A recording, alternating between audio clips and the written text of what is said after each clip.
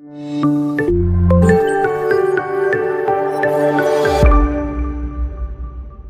बहुत शुक्रिया शाहिद भाई, माशाल्लाह से महमूद अनवर, आसिफ माशाल्लाह बच्चे हैं, हिदायत भाई हैं, जाबिर भाई हैं, माशाल्लाह से मेरे बड़े और पेरेंट्स बैठे हुए हैं, स्टूडेंट्स बैठे हुए हैं। और एक अरसा जिंदगी का, या मैं जिस तरह से अपने अल्फाजों में कहता हूँ कि जवानी का पूरा अरसा अल्हम्दुलिल्लाह इस पढ़ने और पढ़ाने में गुजर गया, क्योंकि 19 साल की उम्र में दिल्ली में आया था 1995 में, और 1997 से पढ़ने पढ़ाने का सिलसिला एक शुरू हुआ। कुछ पॉइंट्स जो अभी माशाल्लाह से जिन लोगों ने कहा वो बीच बीच में आते रहे। तो सबसे पहला पॉइंट जो शाहिद भाई ने अपने रखा था, मैं उसमें अपनी तरफ से इजाफा कर दूं कि शाहिद भाई मेरे पास आए थे इस प्रोग्राम के लिए, और उनके सारे प्रोग्राम्स को अल्हम्दुलिल्लाह मैं वॉच करता हूं, जहां तक हो सकता है उसमें अटेंड करता हूं, और जितनी दुआ हो सकती है वो दुआ भी करता हूं अल्हम्दुलिल्लाह। और शाहिद भाई आपके लिए मैं मंच से अनाउंस करता हूं, आप जितने प्रोग्राम करना चाहें अल्हम्दुलिल्लाह, क्योंकि मुझे पता है आप सारे के सारे प्रोग्राम्स जिसे कहना चाहिए इंसानियत की खिदमत पे या यूथ की मोटिवेशंस पे करते हो। इंशाल्लाह जिस भी दर्जे में हिंद गुरु एकेडमी कह लीजिए, स्टडी पॉइंट कह लीजिए, हिंद गुरु ग्रुप ऑफ इंस्टीट्यूशन कह लीजिए, या नूर नवाज कह लीजिए, वो आपके साथ है हमेशा, ऑलवेज। आप जितने चाहे प्रोग्राम्स करें, वी विल बी देयर इंशाल्लाह। और जितने बच्चे यहाँ खड़े, ये भी बच्चे बीच बीच में आते रहते हैं माशाल्लाह से भी, मेरी कोशिश यही रहती है कि ये भी आगे बढ़े, उनके लिए भी पूरी सपोर्ट रहेगी। जिंदगी कुछ इस तरह से गुजरी है कि वन लाइनर रहा हूं हमेशा, कि एक लाइन पकड़ लो और उसी पे जिंदगी को अपनी जिसे कहना चाहिए लगा दो।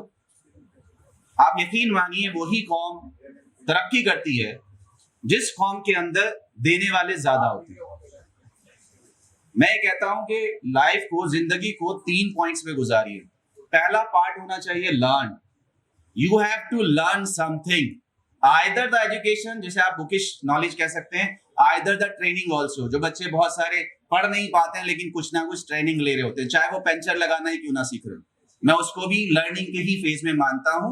क्योंकि बहुत सारी सिचुएशन, स्पेशली अगर मैं इस कम्युनिटी की बात करूं, बहुत सारे लोगों के पास मौके ही नहीं होते हैं कि वो कुछ सीख सके, कुछ पढ़ सके। तो जिस तरह के हालात होते हैं उस तरह से जो वो लेते हो। तो पहला पार्ट होता है learn something in your life, and second part होता है after the learning phase you have to earn something for your life, कि फिर आपको अपनी जिंदगी के लिए कुछ कमाना होता है। और आप यकीन मानिए ज्यादातर लोगों का पार्ट जो है जिंदगी का, वो इन्हीं 2 पॉइंट्स पे गुजर जाता है। और जिन कम्युनिटीज का, जिन सोसाइटीज का, जिन फैमिलीज का, जिन पर्सनल्स का, इंडिविजुअल्स का इन 2 पे गुजर रहा होता है, वो जाया कर रहे होते हैं जिंदगी। क्योंकि सबसे इंपॉर्टेंट पार्ट जो आता है वो तीसरा आता है, learn, earn and return. You have to return something to your community, जो आपने इसी में से लेके सीखा है। तो जब तक हमारा ये फेज नहीं आएगा कि हमें वापस करना है अपनी कौम को, अपने बच्चे को, अपनी फैमिली को, तब तक आप कामयाब नहीं होंगे। और यहीं पे मैं अगर जोड़ दूं अपने, अल्लाह माफ करे, कि सबसे ज्यादा जो बिगाड़ आता है वो यही आता है कि हम बाहर दोस्तों के साथ तो बहुत शफीक और रफीक होते हैं, लेकिन अपनी फैमिली के साथ, अपने भाइयों के साथ, अपनी बहनों के साथ, अपने भांजे भतीजों के साथ, अपने पड़ोसियों के साथ, अपने दोस्तों के साथ हमारे मामलात कैसे हैं वो हमें देखना पड़ेगा। बार बार इस चीज को वाजे करता हूं अल्हम्दुलिल्लाह, जब भी जहां भी खड़ा होता हूं, कि हमारे पास जो मिसालें हैं वो 1400 साल पुरानी हैं। चाहे वो इंसानियत की हो, चाहे वो ईमानदारी की हो, चाहे वो मेहनत की हो, चाहे वो शफकत और रफाकत की हो, लेकिन 1400 साल पुरानी। आज की डेट में हमारे पास मिसालें क्यों नहीं है कि भाई ये जाबिर साहब है, बहुत ही सच्चे और शफीक इंसान है, बहुत ही मेहनती और ईमानदार इंसान है, ये भाई हमारे हिदायत भाई हैं, ये इतने ज्यादा हमदर्द हैं कि पूछिए मत। ये अल्लाह करे हमारी मिसालें आने लगे, और खुदा का शुक्र है क्योंकि हमेशा शुक्रगुजार रहता हूं और बहुत पॉजिटिव रहता हूं। आज ये बच्चे, छोटे छोटे बच्चे माशाल्लाह से इस चीज को सामने ला रहे हैं। अल्लाह करे, दुआ भी दीजिए, सपोर्ट भी कीजिए कि और अच्छे बने। दूसरी चीज ये, जहां तक हम बात करते हैं, मैंने एक पॉइंट और लिखा था, अभी बात आ रही थी, आप लोग शायद उसको गलत ले लें या सही ले लें, क्योंकि हर एक का अपना एक नजरिया होता है। अभी बात आ रही थी कि भाई बच्चों पे फोर्स ना डालें, बच्चों पे प्रेशर ना डालें। मैं इसके हमेशा खिलाफ। क्या जिंदगी के जो तजुर्बात आते हैं, जो जिंदगी की मुश्किलात आती है, क्या आपसे पूछ के आती हैं? आते हैं ना, जिंदगी के बहुत सारे लम्हे जो बहुत तल्ख होते हैं, बहुत ही, जिसे कहना चाहिए बहुत ही तकलीफ दे होते हैं। तो वहां क्या होता है? वहां उसको मुकाबला करना होता है या खामोशी से चुपचाप बैठ जाना होता है। तो आपको अपनी औलादों को, आपको अपनी जनरेशन को उन लम्हात के लिए लड़ने वाला बनाना, जुझारू बनाना। मेरे 2 बच्चे यहाँ बैठे हुए, हुसैन अब्दुल्ला बैठे हैं माशाल्लाह से, ऐमन बैठे हुए हैं। शायद कभी क्लास में पढ़ाते हुए इन लोगों ने ये जुमला सुन लिया होगा। जब मेरे सामने स्टूडेंट्स आता है, और शायद as a guardian, as a parents आप मुझे बहुत गुस्सा कर सकते हैं इस जुमले के ऊपर, तो जब वो रोता हुआ आता है और थका हुआ आता है और मायूस आता है, सर हमसे नहीं हो रहा, तो मेरा एक जुमला होता है बहुत खतरनाक सा, अल्लाह माफ करे, मैंने कहा 4 मंजिल पे छोड़ो और कूद जाओ। दे दो अपनी जिंदगी, दे दो, गिव अप योरसेल्फ, क्योंकि जिंदगी आपको ऐसा नहीं आने देगी। जिंदगी के बहुत सारे खतरनाक लम्हे आने जा रहे हैं, आपको उसका मुकाबला करना होगा। You have to face.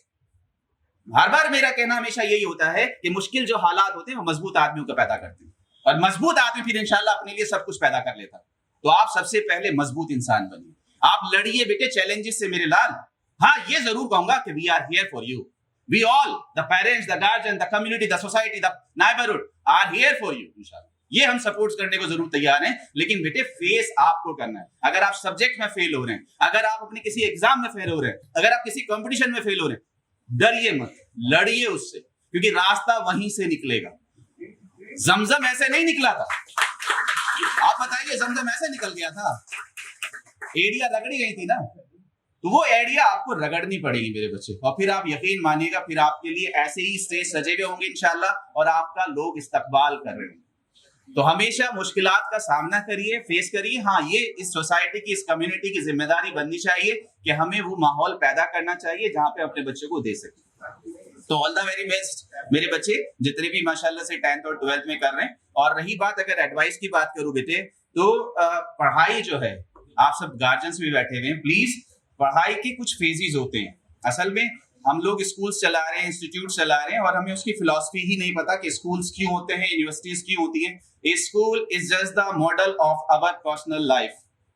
जैसे लाइफ के अंदर आके कॉम्पिटिशन्स होता है, जैसे लाइफ में बिजनेसेस होते हैं कि इसका होटल का बिजनेस है, इसका पढ़ाई का बिजनेस है, कुछ भी आप XYZ कह लीजिए, ऐसे ही आपकी लाइफ में सब्जेक्ट्स होते हैं। जैसे एक ही सब्जेक्ट्स में बहुत सारे स्टूडेंट्स आपस में compete कर रहे होते हैं, ऐसे ही बहुत सारे बिजनेसेस में बहुत सारे लोग आपस में compete कर रहे होते हैं। सेम बिजनेस को अलग अलग नजरिए से ले रहे होते हैं, सेम सब्जेक्ट को अलग अलग नजरिए से ले रहे होते हैं। जैसे अलग अलग रिलीजन्स के, अलग अलग कास्ट के, अलग अलग फैमिलीज के लोग लाइफ के आके compete करते हैं, वैसे ही वो लोग क्लास में होते हैं। तो class is just the model of the life. तो जब तक हम ये नहीं समझेंगे कि भाई हमारा क्लास में क्या हो रहा है, स्कूल हमारा कैसा हो रहा है। स्कूल्स के फेजेस होते हैं, नर्सरी टू 5th कह लीजिए या नर्सरी टू 7th कह लीजिए, वहां पे सिर्फ और सिर्फ रीडिंग, राइटिंग एंड स्पीकिंग आना चाहिए बच्चे को। सुन लीजिए प्लीज, मेहरबानी करके, आप सब पेरेंट्स यहाँ बैठे हैं, बहुत सारे एजुकेशनलिस्ट भी यहाँ बैठे हुए हैं। ये फिलॉसफी है। जब मैंने दिल्ली यूनिवर्सिटी से बीएड किया था, हमारा डिस्कशन सिर्फ और सिर्फ इसी पे होता था। सुबह 7:30 बजे से लेके 5:30 बजे के why the schools are here. पहले जो होते थे गुरुकुल्स होते थे, दूसरे जो होती थी वो सिर्फ तीर कमान और लड़ाई की सिर्फ सिखाया जाता था। आपने यतुकुल वगैरह भी देख लिया होगा, महाभारत भी देख लिया होगा। उसके बाद में ये सिस्टम शुरू हुआ कि क्या जरूरत है। तो nursery to 7th, nursery to 2nd आप कह सकते हैं डिसिप्लिन सिखाना है, डिसिप्लिन। 3rd टू 7th सिर्फ और सिर्फ स्पीकिंग, राइटिंग एंड लिसनिंग सिखानी। आप चाहें तो आज जाके अपने बच्चे का टेस्ट कर सकते हैं। उसे एक टॉपिक दीजिए, क्या वो बोल सकता है उस टॉपिक पे? उसे एक टॉपिक दीजिए, क्या वो लिख सकता है उस टॉपिक पे?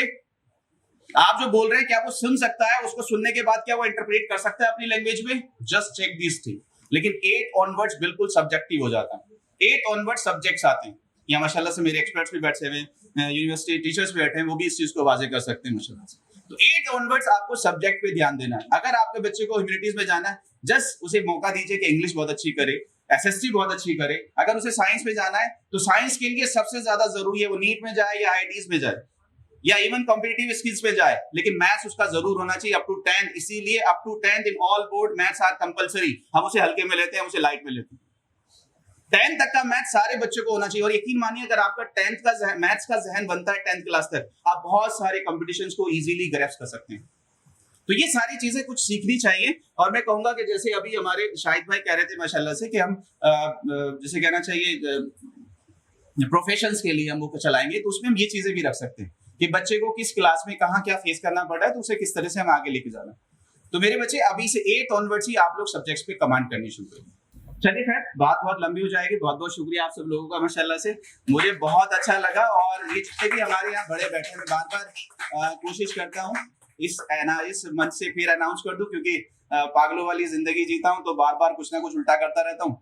कभी कभी पॉलिटिक्स में भी जाने की कोशिश करी थी, लेकिन 2020 16 मार्च को जब हिंद गुरु एकेडमी अल्हम्दुलिल्लाह एस्टेब्लिश किया, उससे अगले दिन ही डिसाइड कर लिया था कि पॉलिटिक्स शायद मेरे लिए नहीं है और मैं शायद पॉलिटिक्स के लिए नहीं हूँ। तो I am here just to support my community, and community में आप सब लोग आते हैं, जितने पॉलिटिशियंस हैं मैं उन सब के लिए हूँ, शायद वो मेरे लिए, क्योंकि हमें सबको मिलकर ही अपने बच्चों की तालीम पे काम करना पड़ेगा। तो मैं इसलिए अप्रिशिएट करता हूँ जब हिदायत भाई कुछ कर रहे होते हैं, मैं बिल्कुल अप्रिशिएट करता हूँ। जाबिर भाई बहुत कुछ कर रहे होते हैं, बहुत अप्रिशिएट कर रहा था। लेकिन मैं आप लोगों से दरखास्त करना चाहता हूँ कि अभी बहुत कुछ ओखला में करने के लिए है, और सबसे ज्यादा अफसोस इस बात का होता है डीडीए का एक इंजीनियर पहलवान चौक पे रह रहा होता है और डीडीए का एक इंजीनियर एनएफसी में रह रहा होता है, और आप दोनों की जिंदगियों का फर्क देख सकते हैं। उसकी औलाद नूरनगर स्कूल में पढ़ रही होती है, उसकी औलाद डीपीएस मथुरा रोडिया गोयनका में पढ़ रही होती है। तो आपको इस लेक फील्ड पे भी काम करना पड़ेगा। मेरी कोई भी गली, कोई भी कोना साफ सुथरा नहीं है। ओखला के अंदर जितनी भी फैसिलिटीज अवेलेबल हैं वो प्रॉपर नहीं है।